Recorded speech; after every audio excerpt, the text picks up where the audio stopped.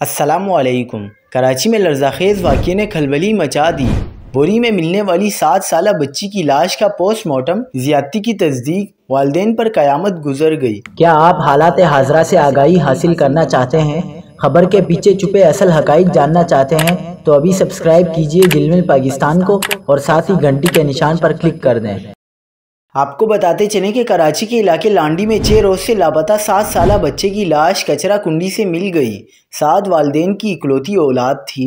اہل خانہ بچے کی جدائی پر غم سے نڈھال ہیں۔ لانڈی کا رہائشی 7 سالہ سعد علی 18 ستمبر کو گھر سے چیز لینے کے لیے نکلا تھا اور اس کے بعد واپس نہیں آیا۔ اہل خانہ نے بچے کو بہت تلاش کیا اور گمشدگی کا مقدمہ بھی درج کرایا۔